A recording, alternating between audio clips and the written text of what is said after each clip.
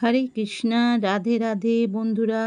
আজ নির্জলা একাদশী, তাই সকালবেলা গোপাল সোনাকে ঘুম থেকে তুলে পঞ্চামৃত দিয়ে ভালো করে স্নান করিয়ে দিলাম। এবার শুদ্ধ জল দিয়ে স্নান করিয়ে দিচ্ছি। খুব ভালোভাবে চান করে গোপাল সোনাও আজ খুব খুশি, ভালো করে চান হয়েছে সকালবেলা। এবার একটা ভালো জামা পরিয়ে দিলাম। গোপাল সোনা হলুদ রঙের জামা পরতে খুব ভালোবাসে। এবার হাতে চুড়ি, এবার গলায় হার পরিয়ে দিলাম, মাথায় এবার চুল পরিয়ে পালক গুঁজে হাতে এবার বাঁশি দিয়ে দিলাম। দেখো আমার রাধারানী আর ননী সোনাকে কত সুন্দর লাগছে। এবার ওরা আগেই যায় সাজগোজের পর আয়না দেখতে। দেখো কি সুন্দর করে, কত আনন্দ করে ওরা আয়না দেখছে। বাহ, কি সুন্দর লাগছে আমার ননী সোনা রাধারানীকে, খুব ভালো লাগছে।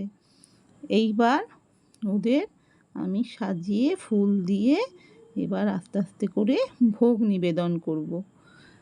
জ্যৈষ্ঠ মাসে শুক্লপক্ষের একাদশী তিথি নির্জলা একাদশী নামে পরিচিত।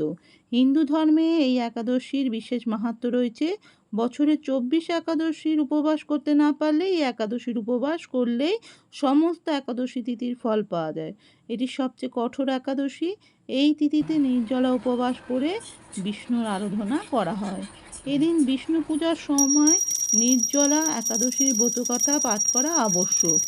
এই ব্রতকথা পাঠ করলে পুজোর সম্পূর্ণ ফল পাওয়া যায়। উল্লেখ্য, ভীম এই একাদশী পালন করেছিলেন, তাই এটি ভীমসেনী একাদশী নামে পরিচিত।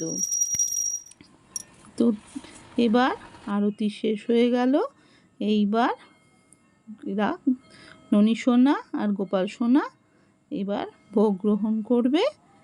ভিডিওটা এতক্ষণ ধরে দেখার জন্য সবাইকে ধন্যবাদ। রাধে রাধে।